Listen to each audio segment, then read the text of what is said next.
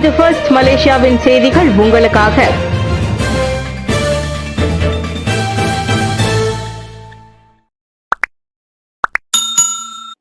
புஷ்பகோம் இரட்டை முன்பதிவு இனி அனுமதிக்கப்படாது. இடைத்தரகர்கள் லாபம் ஈட்டுவதை தடுப்பதற்காக கணினி முறையிலான வாகன பரிசோதனை மையம் புஷ்பகோமில் இரட்டை முன்பதிவு இனி அனுமதிக்கப்படாது.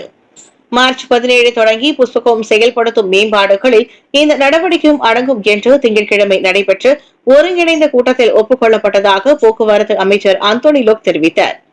நேற்று காலை கோலாலம்பூர் வங்சா மாஜு புஷ்பகோமில் உள்ள வாகனங்களின் பரிசோதனை செயல்பாட்டை அதன் தலைமை நிர்வாக அதிகாரி மஹ்மூத் ரசாக் வஹான் மற்றும் ஜேபிஜே தலைமை இயக்குநர் டாக்டர் ஏடி ஃபட்லி ரம்லியுடன் இணைந்து பார்வையிட்ட பின்னர் நடைபெற்ற செய்தியாளர் சந்திப்பில் அந்தோனி லோக் அதனை கூறினார். இதனிடையே இவ்வாண்டு ஜூன் மாதம் மூட திட்டமிடப்பட்டிருக்கும் கோலாலம்பூர் வங்சா மாஜுவில் உள்ள கணினி முறையிலான வாகன பரிசோதனை மையம் புஷ்பகோமின் செயல்பாடு அடுத்த ஆண்டு ஜூன் 30 வரை நீட்டிக்கப்படும். ஸ்லாங்கூர் புக்கிட் பென்தோங்கில் புதிய வசதிகளை கொண்டு அதன் கட்டுமான பணிகள் மேற்கொள்ளப்பட்டு வருவதாக போக்குவரத்து அமைச்சர் அந்தோனி லோக் கூறினார். வங்சா மாஜு கிளையின் கீழ் செயல்படும் புஷ்பகோம் சில பள்ளிகளுக்கு அருகில் இருப்பதால் அதனை வேறு இடத்திற்கு மாற்றுவதற்கான முயற்சிகள் நீண்ட காலமாக விவாதிக்கப்பட்டு வருவதாக அவர் தெரிவித்தார். மக்களுக்கான வளர்ச்சி திட்டங்கள் தொகுதிகளில் கணக்கின்றி தொடரப்படும். மக்களுக்கான வளர்ச்சி திட்டங்கள் நாடாளுமன்ற உறுப்பினர்கள் மூலமாகவோ அல்லது இல்லை என்றாலோ தொகுதிகள் கணக்கின்றி ஏதுவாக இருந்தாலும் தொடரப்படும். நாட்டு மக்களின் நலனை கருத்தில் கொண்டு தீவிர வறுமையை ஒழிப்பதற்கான விரிவான முயற்சிகளும் அத்திட்டத்தில் அடங்கும் என்று பிரதமர் டாக்டர் ஸ்ரீ அன்வர் இப்ராஹிம் கூறினார். ஒதுக்கீடு தொடர்பாக நான் மீண்டும் வலியுறுத்துகின்றேன். நாடாளுமன்ற உறுப்பினர்கள் மூலமாகவோ அல்லது இல்லை என்றாலோ மக்களுக்கான திட்டம் தொடரும். உதாரணமாக தீவிர வறுமை ஒழிப்பு என்பது எந்த பகுதிகள் என்பதை பொருட்படுத்தாமல் செயல்படுத்தப்படும். சில வருடங்களுக்கு முன்பு நாங்கள் பள்ளி கழிவறையை புதுப்பித்தோம். எந்த பள்ளி என்று நாங்கள் கேட்கவில்லை என்றார் அவர். அரசாங்க ஒதுக்கீடுகளை பெறாததால் நிதி சுமைகளை அனுபவிப்பதற்காக கூறும் சில எதிர்க்கட்சி நாடாளுமன்ற உறுப்பினர்களின் கருத்துக்கள் தொடர்பில் டாக்டர் ஸ்ரீ அன்வார் அதனை தெளிவுபடுத்தினர். மக்கள் மிகவும் கடினமான வாழ்க்கையை எதிர்கொள்கிறார்கள் என்ற எண்ணத்தை எதிர்க்கட்சி நாடாளுமன்ற உறுப்பினர்கள் ஏற்படுத்தக்கூடாது என்பதையும் பிரதமர் வலியுறுத்தினார். புத்ரஜயாவில் இளைஞர் மற்றும் விளையாட்டு அமைச்சு ஏற்பாடு செய்த ரமலான் மாத நிகழ்ச்சியில் கலந்து கொண்ட போது பிரதமர் செய்தியாளர்களிடம் பேசினார். ஏரா வானொலி நிலைய நிர்வாகம் மாஸ்ட்ரா பிராட்காஸ்டுக்கு 2,50,000 ரிங்கெட் அபராதம். ஏரா FM வானொலி நிலையத்தை வழிநடத்தும் மாஸ்ட்ரா பிராட்காஸ்ட் நிறுவனத்தின் உரிமம் ரத்து செய்யப்படவில்லை. மாறாக 2,50,000 ரிங்கெட் அபராதம் மட்டுமே விதிக்கப்பட்டுள்ளதாக மலேசிய தொடர்பு மற்றும் பல்லூடக ஆணையம் MCMC நேற்று வெளியிட்டுள்ள அறிக்கையில் தெரிவித்துள்ளது. தேசிய சட்டத்துறை அலுவலகத்தின் அனுமதி பெற்ற பிறகே அதற்கான அபராதம் விதிக்கப்பட்டதாக MCMC கூறியது.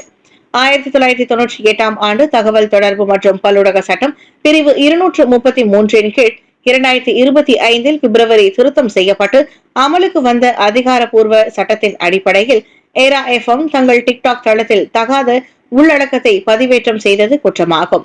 அவர்களின் அச்செயலை கண்டித்து மாஸ்ட்ரா பிராட்காஸ்டின் உரிமத்தை தற்காலிகமாக நிறுத்துவதாக MCMC கடந்த மார்ச் 7 அறிவித்தது. ஆனால் MCMC அந்த அறிவிப்பை மேல்முறையீடு செய்ய வேண்டும் என்று பிராட்காஸ்ட் கேட்டுக்கொண்டது. சம்பந்தப்பட்ட தரப்பினரின் மன்னிப்பு, தொகுப்பாளர்களின் இடைநீக்கம் என்று அந்நிறுவனம் எடுத்த தொடர் நடவடிக்கைகள் ஆகியவையும் பரிசீலிக்கப்பட்டதில் அவர்களின் உரிமம் ரத்து செய்யப்படாது என்று MCMC தனது அறிக்கையில் கூறியது. ஆனால் சமூக ஊடகத்தை முறையற்ற வகையில் பயன்படுத்தியதற்காக அவர்களுக்கு 2,50,000 ரிங்கெட் அபராதம் விதிக்கப்பட்டுள்ளதையும் MCMC தனது அறிக்கையில் உறுதிப்படுத்தியது. மலிவு விற்பனை திட்டத்தை அரசாங்கம் விரிவுபடுத்தும்.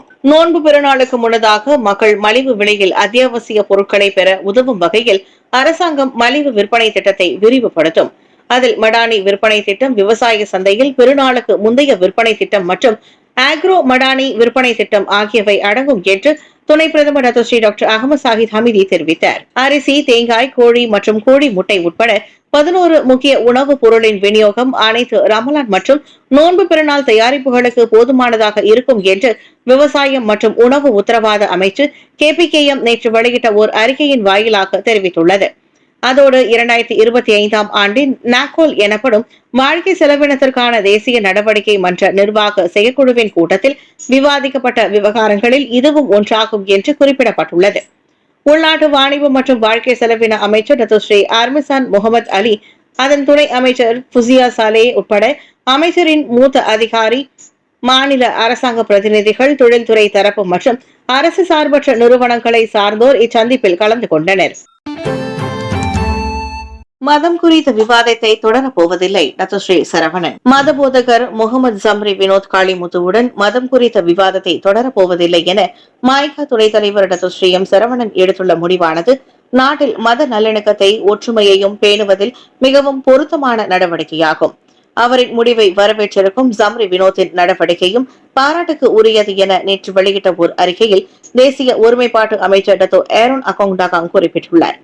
பல்வேறு மதம், கலாச்சாரம் மற்றும் இன பின்னணிகளை சேர்ந்த மலேசியர்களின் ஒற்றுமையை பேணுவதன் முக்கியத்துவத்தை டத்தோஸ்ரீ எம் சரவணனின் முடிவு பலப்படுத்துவதாக டத்தோ ஏரோன் அகோங் டாகாங் கூறியுள்ளார்.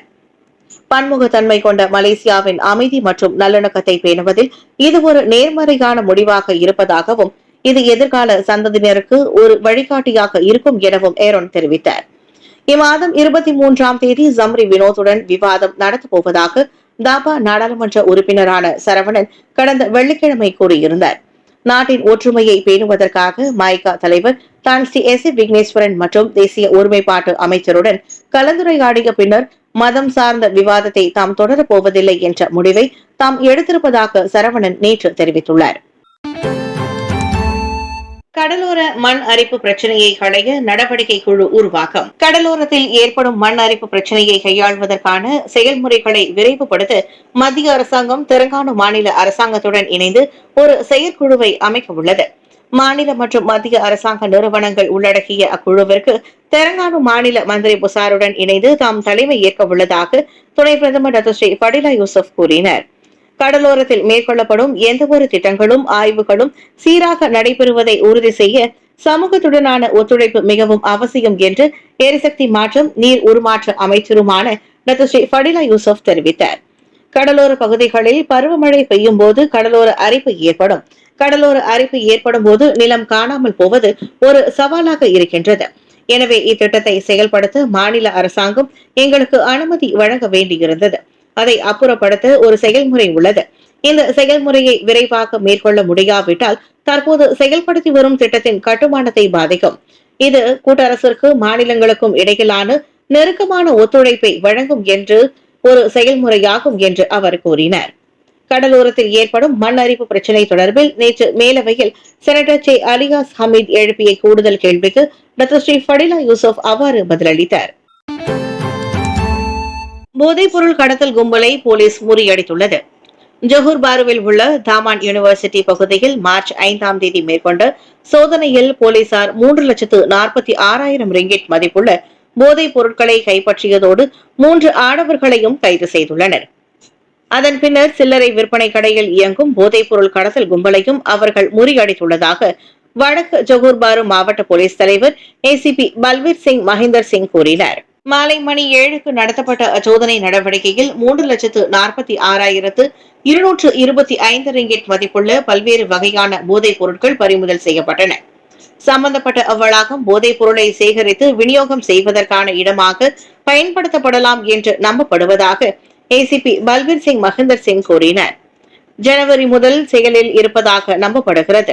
அவர்களில் ஒருவர் அங்கு வேலை செய்கிறார். மற்ற இருவரும் நண்பர்கள் என்று நம்பப்படுகிறது. ஆனால் நாங்கள் இன்னும் விசாரணை நடத்தி வருகிறோம் என்று அவர் கூறினார். வடக்கு ஜொஹூர் பாரு மாவட்ட போலீஸ் தலைமையகத்தில் நேற்று நடைபெற்ற செய்தியாளர் சந்திப்பில் அவர் அவ்வாறு கூறினார்.